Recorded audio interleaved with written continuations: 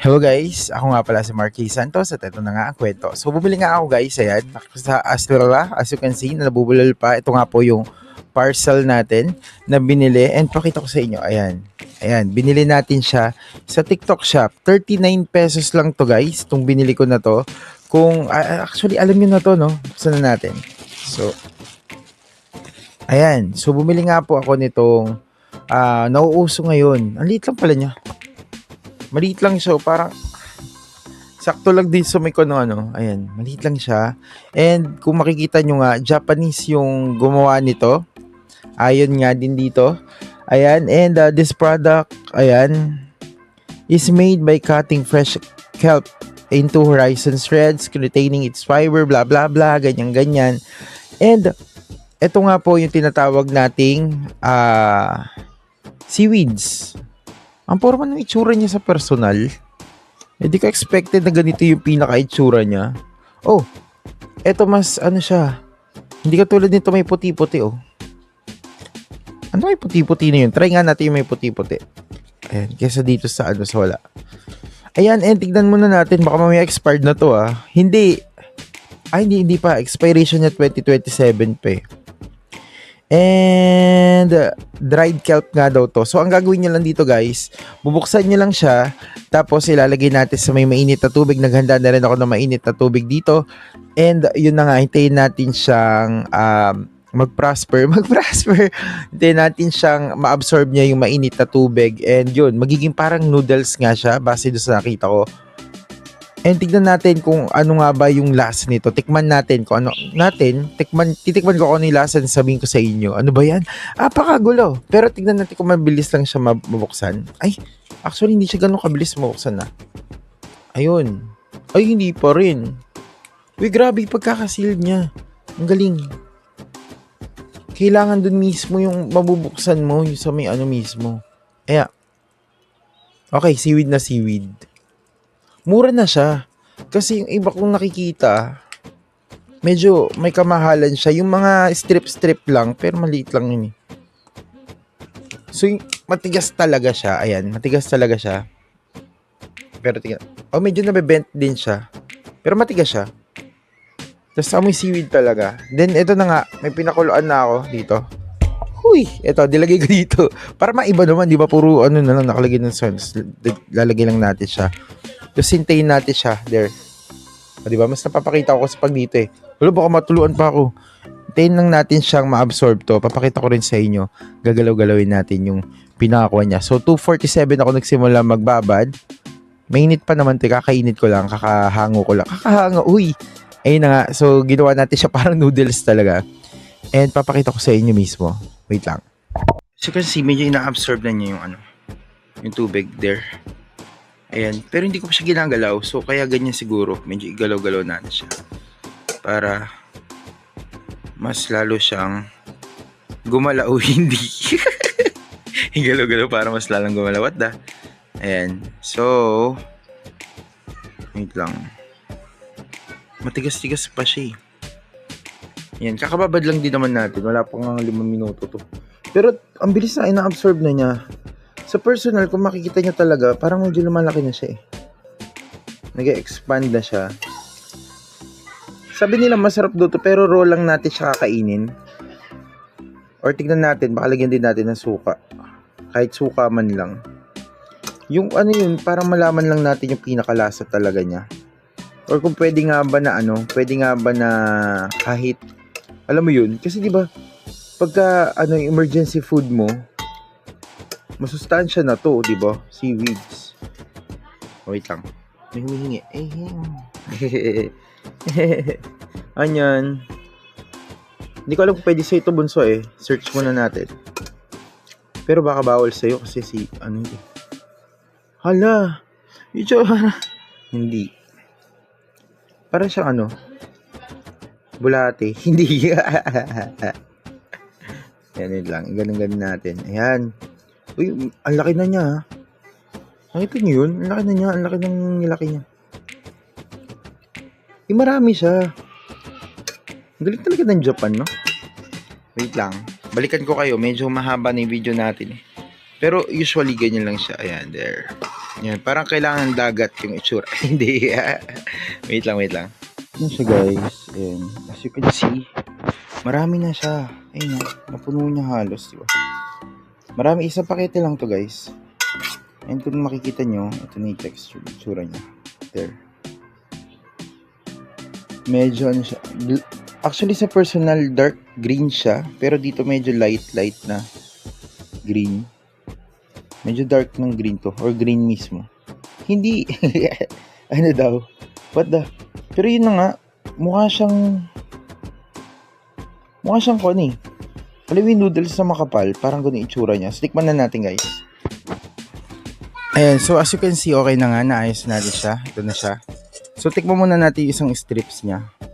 Sabi kasi nung mga nagtitinda nito, masarap daw eh. Pero tingnan.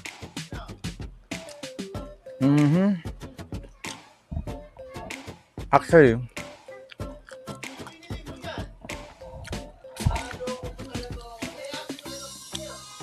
crunchy siya. Nangkikis ka na naman. Pero wala siyang lasa. As in, wala. Medyo may konting ano siya. Alam mo yung yung amoy ng seaweed. Medyo may ganun siyang amoy. Wait lang, alamin muna natin pa dito sa aso. Siguro mas maganda siya pag gawan natin siya ng iluto natin siya ng ibang putahe. Parang ganun. Wait lang Check natin kung pwede siya sa aso. Sa mga may dog dyan.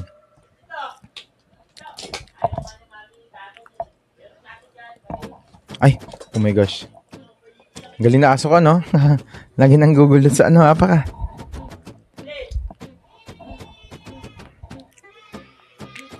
Ay, hindi niya alam.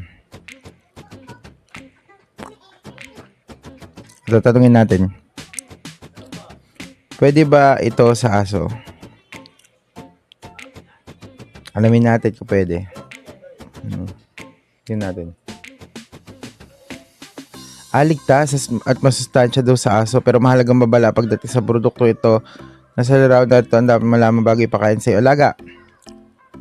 Iodine. Balahibo o saka pangipin daw. Masyado daw maalat o may sodium. Huwag na natin pakainin pag ganun. So guys, tikman muna ulit natin. Unahin muna natin yung taste test natin. Medyo damihan nga natin para medyo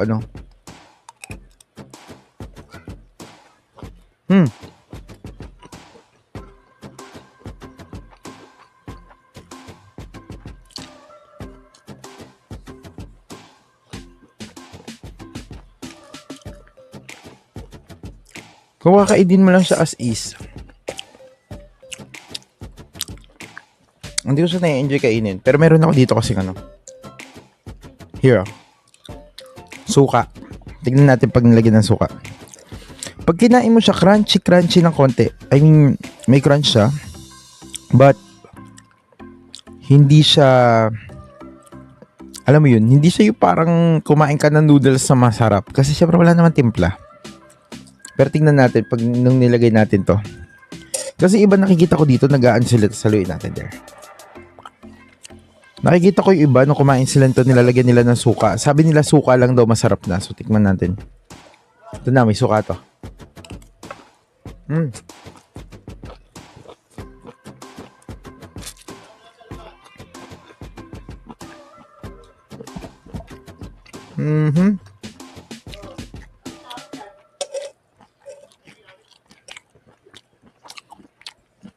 So ba? Guys. Kain tayo.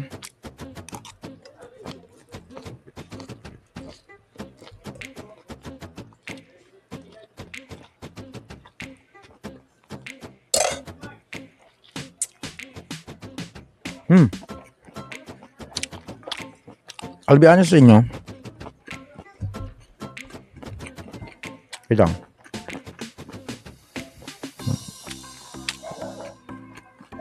Busin ko lang ito. Wait lang. Ang masasabi ko lang, para dun sa nagsabing lalagyan lang doon ng suka tapos masarap na, parang ang sinungaling. Hindi, baka siguro hindi lang masarap yung suka ko, pero para sa akin, hindi siya masarap. Yun nga lang, masustansya siya. Sabihin ko sa inyo kung ano yung mga benefits nito.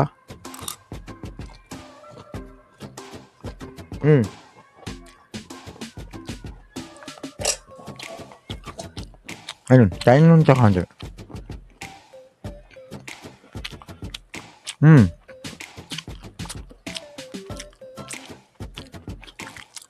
Ito sabi dito, yung produkto nga natin is dried kelp. Ayan, isang kind ng sea vegetable. Ayan. So, ayun din dito sa may likod. 30 minutes mo siyang isusok sa water for 30 minutes before cooking daw. Blanching for 2 minutes will give a better taste. Pero I don't think magkakaroon pa ng grabing taste to. Actually, yung kanya, alam mo yung pagka nakainom ka ng konting tubig sa dagat, hindi naman siya maalat eh. Pero, ganun yung kwan. ganun yung medyo lasa or medyo amoy ng bibig nyo after. Sabi dito, mayaman sa iodine para sa thyroid. Ayan, ang pinaka sikat na benepisyo ng kelp ay ang mataas na level ng iodine. Iodine. Mahalaga ang iodine para sa tamang paggana ng iyong thyroid gland na siyang kumokontrol sa iyong metabolismo, enerhiya at paglaki ng mga cells sa katawan. So mataas din daw ang fiber nito. Nakakatulong nga sa digestion. We all know that. Pag mataas ang fiber, nakakatulong para maayos ang pagdumi or pag-iwas sa constipation, pananatiling ng busog na pakiramdam na mainam kung nagbabawas ka ng timbang. Ayan. So, sheesh. And number 3, source ng antioxidants nga daw itong seaweed natin. Sabi niya, ang kelp ay mayaman sa mga antioxidants gaya ng carotenoid at flavonoids. Talaga, ang mga ito ay tumutulong sa katawan na labanan ang oxidative stress at protektahan ang iyong mga cells laban sa mga sakit at maagang pagtanda.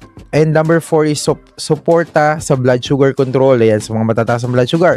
Sabi dito, ang ilang pag-aaral ay nagpapakita na ang mga compounds sa kelp gaya ng fucoxanthin ay maaaring makatulong sa pag-regulate ng blood sugar levels na mabuti para sa pag-iwas sa type 2 diabetes. Ayan, nabubulol pa tayo, apaka.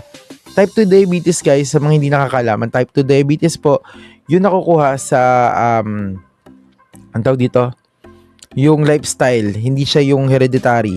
Ayan, mahalagang paalala lang din, ayan, mataas sa sodium nga daw. Ayon sa label, mayroon itong 1,846 mg ng sodium kada 100 grams. Ito ay medyo mataas, kaya kung ikaw ay may high blood pressure o binabantayan ng alat sa katawan, huwag kumain ng sobrang dami sa isang dagsaan. Yung paghahanda nga po dito, sigurado yung sundin na preparation method sa pakete, ibabad sa kumukulong tubig ng mahigit 30 minuto bago lutuin para lumambot at maalis ang sobrang alat. Ayun. Puti-puti daw sa ibabaw. Yung puti-puti sa ibabaw, yung kanina yung pinakita ko sa inyo dito. Normal lang yun.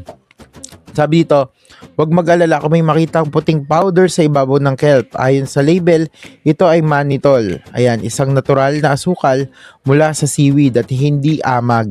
Ayun, yun lang. Yung about dito. Pero yun, so far, wala pa naman, hindi ko siya nasasarapan. 1 to 10 yung mga kumakain nito. Siguro kailangan iluto muna to ng gawan ko muna ng ibang recipe. Pero since ang content ko nga dito is para matikman lang kung totoo nga bang pwede mo kainin ng raw lang na ganito at masarap na siya. And sa aking verdict, hindi siya masarap. Blunt yung lasa niya. Wala siya halos lasa, ganun. Pero para sa akin din, hindi rin naman sa malansa para sa akin. Ewan ko lang sa iba, pero sa akin hindi ako nalalansahan.